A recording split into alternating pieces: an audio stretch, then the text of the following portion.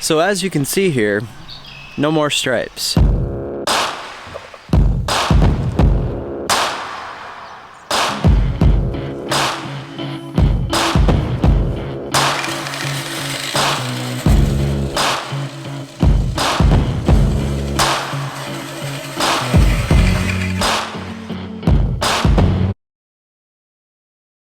So the thing about reel mowing is that you have to be completely all in committed to it. Now of course if you do have some sort of issue with your reel mower and you have to let it go for a couple days and maybe mow with a rotary, it's not the absolute end of the world by any means. But for me, keeping it down around a ½ inch this year, I've had an issue with my reel. I have a backup reel and that one's got kind of a problem going on right now too. So I have to do something today to get this mowed, going back to the manual reel mower. So I'm gonna show you what it looks like today. I still have some remnants of some stripes going on, but I did mow this section already.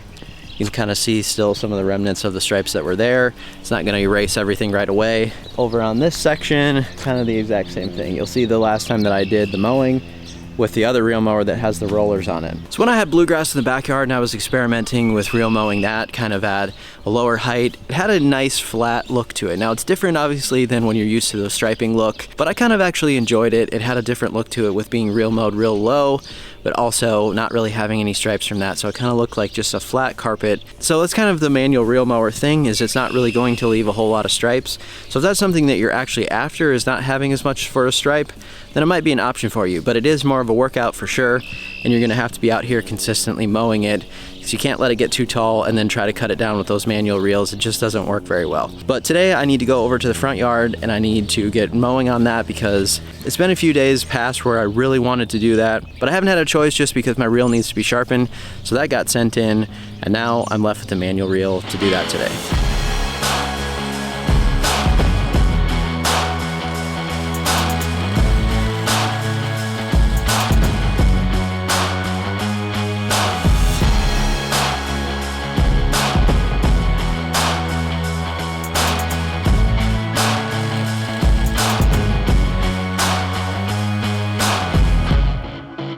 So I don't know, personally I kind of like that look. It's a little change of pace. It just has a real flat carpet look to it, so it's kind of cool. But that thing is definitely a workout. You really should do a double cut to get the best cut quality out of it, and to try to remove as much of the rifling, which is kind of a wavy look that you'll find.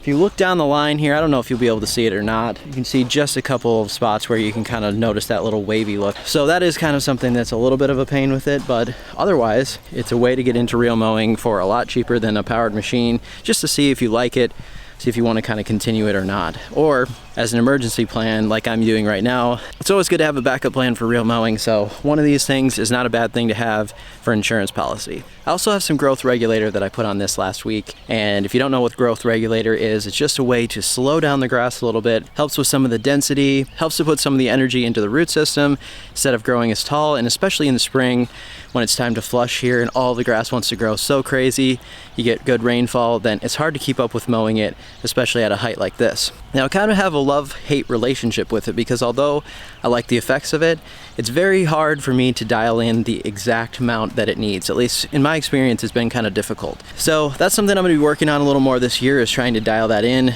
Now I started this year at about 0.15 ounces per thousand. It's a very, very small amount. I still saw some yellowing of the turf a little. The first application of the year, that can happen, but I did add some iron with it that's supposed to help take away some of that yellowing effect. Now, I'm gonna see how it goes. The density, I think you'll just notice that it kind of gets a little fuller look to it.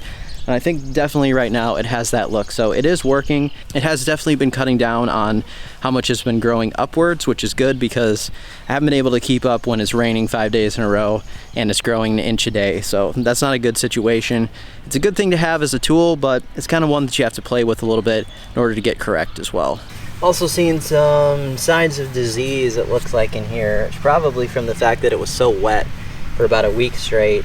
And this is the north side of my house that we didn't have any sunshine during that time frame either. So it was sitting in that situation for quite a few days. So might need to get some fungicide on this. I'm gonna keep an eye on it closely to see. It has dried out a lot now, so we'll see how the recovery goes. So the other thing I've been dealing with on the rye is just a little bit of a cut quality issue. I'll show you a bluegrass spot right next to a ryegrass spot, kind of show you the differences. I was using the exact same mower Bluegrass just really likes to stand up a little better. The leaves are just slightly thicker usually.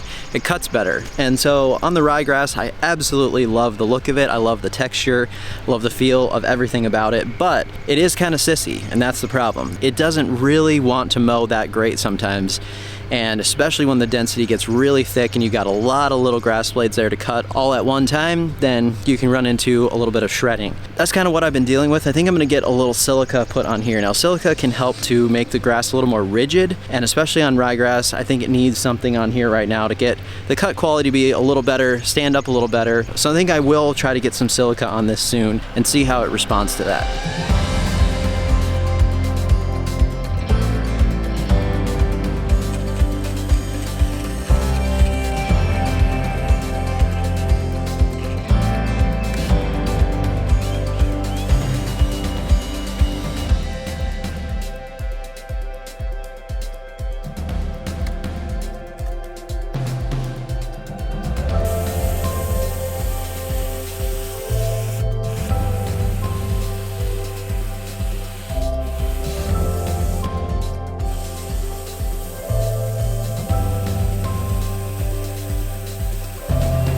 So a lot of people have asked recently updates on the monostands. So for those of you who don't know, I planted 3 types of bluegrass back here.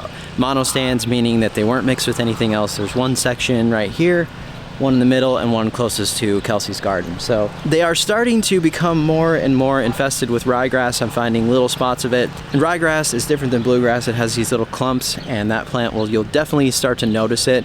It sticks out. It's a little different in color. It's actually quite a bit darker in color than everything that's going on over here right now. So you notice these little spots in there of ryegrass. I've been overseeding ryegrass into the front every season. Most likely it probably gets on my equipment, it gets on my shoes, it moves out throughout the yard, and so there are some spots of contaminated ryegrass in here now. Not a huge deal by any means, but it does kind of stick out and you will notice it. The other thing is color-wise, people ask, what's the best one that you've seen over here? And it's really hard to say. I'd say my favorite is still probably Midnight as far as color goes of these 3. As with everything, these kind of change throughout the year. If you get iron on everything, it all starts to even out. You don't really notice things as much. So I wouldn't worry about them too much about being a specific kind. As long as you have the elite varieties of bluegrass, you're gonna be happy with it. And I think overall, you're gonna see consistent color. You're not gonna notice too much of a difference unless they're side by side monostands like these are. I'm ready to fall.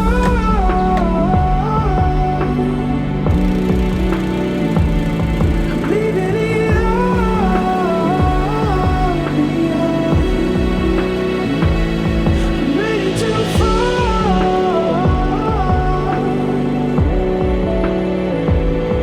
All of these ghosts, I'm letting them go this time. So cut the line. As you all know, I've been accused of being a safety Sally from you-know-who, but I do like to wear some sort of ear protection when I'm mowing, especially with the Time Master. It's a pretty loud machine. So the problem has become Samsung has decided that they don't want to offer any headphone jack anymore on the old school way of plugging in some headphones into your phone. So now you gotta have Bluetooth. So IsoTunes reached out to me and wanted to know if I wanted to try these things right here. So it's an hearing protection with Bluetooth so that you can still listen to your favorite stuff while you're mowing. So far, I've been enjoying these. There's not quite as much hearing protection as the old ones that I was using as far as earmuffs go, but from what I've been told and from the research that I've done, the rating on these is similar to any other Bluetooth ones that are out there. With the Time Master blaring and the blades blaring, you can definitely still hear the machine. I was used to putting in-ear headphones in and putting my hearing protection over those, so you're kind of getting a double effect there. That was why I was getting such an isolation from that method. But now that I can't plug in the headphones to my phone, I really had to come up with a different solution so I could still listen to music or podcast while I mow. So that's what I've noticed so far. There's a tiny bit of Bluetooth noise when you also don't have any music going or anything like that. You'll notice just a little bit of kind of white noise there from the Bluetooth. Same thing from research I've done is that that's common on these types of things. So as soon as you have music going or as soon as you have your podcast going or something, then you're not really going to notice that anymore. So they did give me a special code for the viewers. You can get 10% off these if you want to give them a shot, if you're interested in something like this so that you can mow, have your hearing protection, and still listen to something at the same time. So check those out if you like, and make sure to use that coupon if you want to save a little bit on your purchase. So the fescue back here is doing better, but basically the same thing has happened on the north side side of the house is that it was able to dry out. I did do that application of Disease X, and it has started to recover from that, but I also think it was just mainly due to the fact that it dried out and it wasn't raining every single day, sitting wet all night long and all day long. So I'm going to be kind of trying to get the color to improve a little yet as we go through the season, try a few different applications to get that going. Long term, I don't know really what I want to do back here. Honestly, I really didn't want tall grass back here again, or at least taller grass. It wasn't in my plans, but that's kind of what happened, so I don't know what's going to go on. I'm going to see how it goes through the summer heat, and it's still semi-young, so I know it might need to mature a little more for me to make a good judgment on that too. I wanted to give it a shot in order to kind of show you what it looks like. So mileage will always vary depending on where you live and kind of your soils and different programs and all that stuff. But for now, it's not looking too shabby. It's just not exactly probably the look that I wanted back here, with maybe more of like a 1 to 1.5 inch cut. I really wanted to level everything out long term, maybe even do like a rotary cut around 1.25 inches or something like that. That might be something that I still do in the future. Depends on how long we live here before we move to the property. And speaking of the property,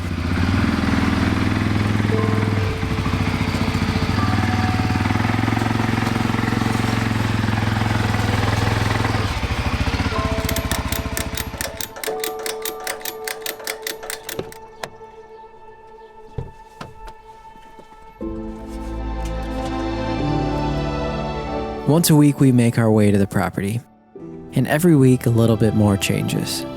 And that's okay. This was meant to be a journey.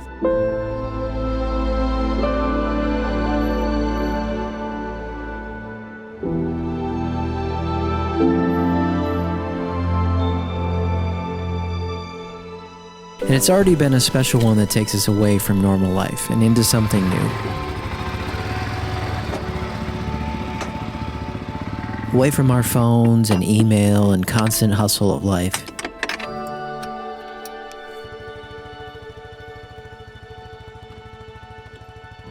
Scenery like this creates a special kind of peace inside the soul.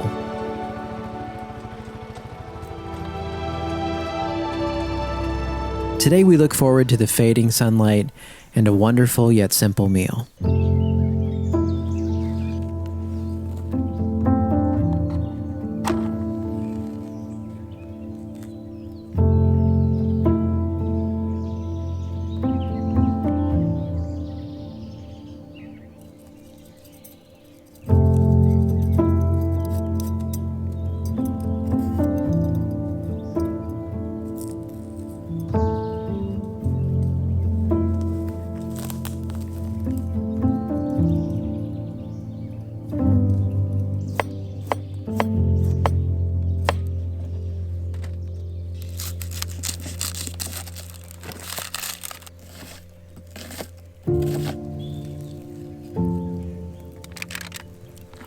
Okay, that's good.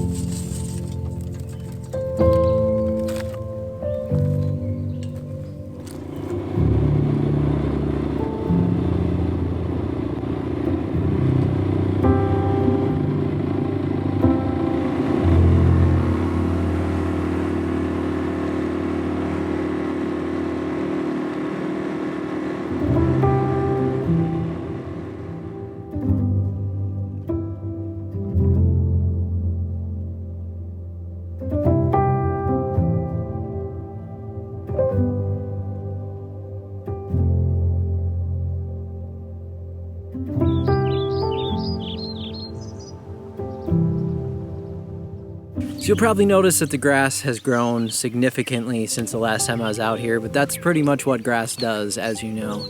And we knew going into this it was going to be a long-term project, that not everything was going to be done, even in this season whatsoever, and so we're just kind of coming out here when we can, doing some things, waiting until I can kind of figure out some equipment. Pretty much cut the trail with my friend Will by hand, so we pretty much cut all of this area here for the four-wheeler at least to go through. So we cleared all that out, so we do have a trail now, but the grass is growing so fast It's almost over the four-wheeler in a lot of spots. The roses that are actually these wild roses are in bloom right now. So although they're kind of a pain to go through for sure, have really terrible thorns and you can't do a lot with them, right now they actually don't look too terrible. They have these white flowers on them right now, so this is kind of the time that I want to come out here and at least get some of that footage.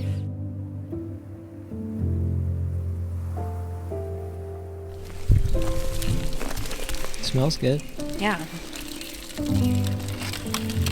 Oh yeah. You ready to eat then? Mm-hmm. You did not bring a serving spoon. Fogging up the lens.